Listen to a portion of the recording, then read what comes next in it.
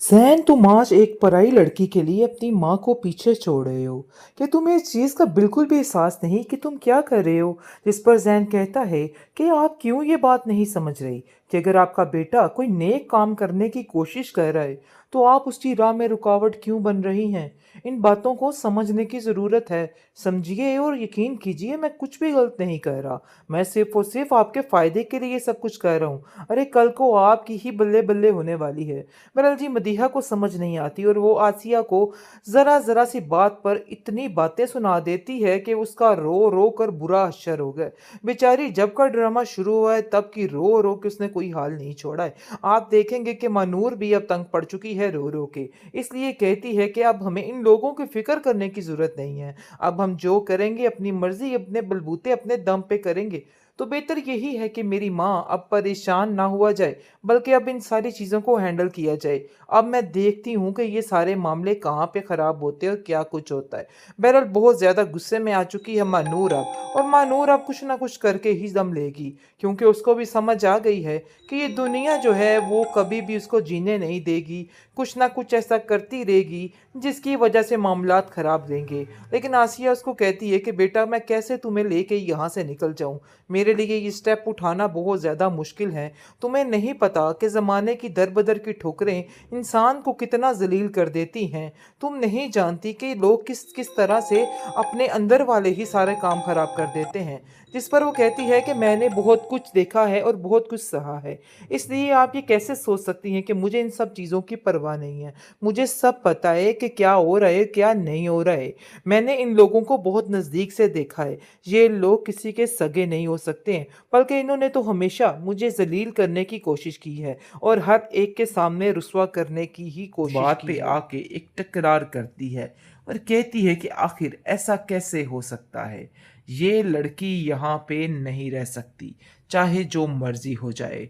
लेकिन जी उसका बाप अब आकर मिलने आ जाता है मानूर से और कहता है कि बेटा, असल क्या वजह बनी थी, क्या हुआ, तुम मुझे बताओ, मैं भी तुम्हारे बाप जैसा हूँ। जिसको सुनकर महविश कहती है कि क्या बात है आपकी, आखिर आप भी आ गए इस मानूर के पीछे। न जाने क्या है इस मानूर में कि हर कोई उसकी तरफ खींचा चला जाता है। मुझे तो कुछ समझ नहीं आ रही। मैं जितना इस लड़की को दूर भगाने की कोशिश करती हूँ, ये लड़की उतनी ही मेरी ज़िंदगी में शामिल होती जाती है। आखिर मैं क्या करूँ? लेकिन जी आप देखेंगे कि महविश की माँ उसको कहती है कि अपने दिमाग को दुरुस्त करो, फजूल बातें सोच के क्यों अपना आप खराब कर रही हो। देखो, ऐसा ना हो कि तुम इन बातों से भी जाओ, मतलब ये है कि ऐसा ना हो कि तुम अब जैन से जाती रहो। लेकिन जी उसको कोई फ़र्क नहीं पड़ा और उसके दिमाग में सिर्फ और सिर्फ एक ही बात सवार है कि नहीं, चाहे जो मर्जी हो जाए, अब उसको जो करना है वो करके ही रहना है। तो बेहतर यही है कि अब इस लड़की को निकाला जाए। लेकिन साफ और कोरा जवाब मिल चुका है उसको और उसको कहा गया है कि तुम्हें कोई टेंशन लेने की ज़रूरत नहीं है। ये हमारा घरेलू मसला है और मैं खुद इन सब चीज़ों को हैंडल कर लूँगा। तुम बिला वजह की टेंशन लेके अपने आप को क्यों परेशान कर रही हो? मैं तुम्हें अभी भी कहता हूँ कि हमारी ज़िंदगियों से इस तरह करके निकल जाओ। मतलब ये है कि मेरे पर्सनल मामलात में इंटरफेयर मत किया करो। तुम्हें कितनी दफ़ा समझा चुका हूँ, लेकिन महविश कहाँ सुनने वाली है। वो अपनी ही ज़िद पर अटक चुकी है और कहती है कि चाहे जो मर्ज़ी हो जाए, मैं किसी की नहीं सुनने वाली। जब तक ये लड़की इस घर से नहीं रुखसत होती, मैं यहाँ से नहीं जाऊँगी। महविश भी अपनी हरकतों से बाज नहीं आ रही। हर वक्त ये लड़की महानूर की टो में लगी रहती है। अब आकर उसको लालच देने की कोशिश कर रही है।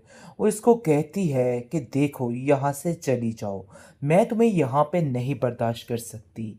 जिसको सुनकर उसकी माँ कहती है कि बेटा, हम यहाँ से जाने ही वाले हैं, तुम्हें परेशान होने की कोई ज़रूरत नहीं, और वैसे भी मेरी बेटी को कुछ भी कहने की ज़रूरत नहीं है। जो तकलीफ़ उसने बर्दाश्त की है ना, उससे बढ़कर कुछ भी नहीं है। अब मैं कुछ भी नहीं सुन सकती अपनी बेटी के बारे में। लेकिन जी आप देखेंगे कि मानूर कहती है कि मैं तुम्हारे मुँह नहीं लगना चाहती। तो इसलिए बेहतर यही है कि तुम अपना रास्ता नापो और मैं अपना रास्ता नापती हूँ। लेकिन ये मत सोचना कि मैं तुमसे डर गई। मैं तुमसे नहीं डरी, क्योंकि अब जाकर असल शिकस्त मिलने वाली है इस महविश को। क्योंकि महविश जो चीज़ का गरूर करके बैठी हुई है ना, वो इसका खाक में मिलने वाला है और हर चीज़ इसके हाथों से निकलने वाली है। क्योंकि बहुत जल्द ज़ैन इस बात का इजहार करने वाला है कि वो मानूर से बहुत प्यार करता है और साफ साफ कह देगा उसकी माँ को कि आसिया आंटी, मैं असल में मानूर से शादी करना चाहता हूँ। मुझे महविश में बिल्कुल भी कोई इंटरेस्ट नहीं है। जिसको सुनकर वो यानी कि हैरान हो जाएगी। दूसरी तरफ दानिश फिर समझा रहा है महविश को और कहता है कि शर्म करो, तुम्हें अभी भी समझ नहीं आ रही है। देखो, शुक्र करो कि उसने हमारा नाम नहीं लिया, लेकिन इसके बावजूद तुम फिर अपने आप को उनके सामने क्यों नीचा कर रही हो। मदीहा काफ़ी मजबूर हो चुकी है अपने बेटे के हाथों, क्योंकि बार बार जैन एक ही बात कर रहा है कि चाहे जो मर्जी हो जाए, आपको उन लोगों को यहाँ पे रोकना ही रोकना है। लेकिन महविश इस बात पे आके एक तकरार करती है और कहती है कि आखिर ऐसा कैसे हो सकता है। ये लड़की यहाँ पे नहीं रह सकती, चाहे जो मर्जी हो जाए। लेकिन जी उसका बाप अब आकर मिलने आ जाता है मानूर से और कहता है कि बेटा, असल क्या वजह बनी थी, क्या हुआ, तुम मुझे बताओ, मैं भी तुम्हारे बाप जैसा हूँ। जिसको सुनकर महविश कहती है कि क्या बात है आपकी, आखिर आप भी आ गए इस मानूर के पीछे। न जाने क्या है इस मानूर में कि हर कोई उसकी तरफ खींचा चला जाता है। मुझे तो कुछ समझ नहीं आ रही। मैं जितना इस लड़की को दूर भगाने की कोशिश करती हूँ, ये लड़की उतनी ही मेरी ज़िंदगी में शामिल होती जाती है। आखिर मैं क्या करूँ। लेकिन जी आप देखेंगे कि महविश की माँ उसको कहती है कि अपने दिमाग को दुरुस्त करो, फजूल बातें सोच के क्यों अपना आप खराब कर रही हो। देखो, ऐसा ना हो कि तुम इन बातों से भी जाओ। मतलब ये है कि ऐसा ना हो कि तुम अब जैन से जाती रहो। लेकिन जी उसको कोई फ़र्क नहीं पड़ा और उसके दिमाग में सिर्फ और सिर्फ एक ही बात सवार है कि नहीं, चाहे जो मर्जी हो जाए, अब उसको जो करना है वो करके ही रहना है। तो बेहतर यही है कि अब इस लड़की को निकाला जाए। लेकिन साफ और कोरा जवाब मिल चुका है उसको और उसको कहा गया है कि तुम्हें कोई टेंशन लेने की ज़रूरत नहीं है। ये हमारा घरेलू मसला है और मैं खुद इन सब चीज़ों को हैंडल कर लूँगा।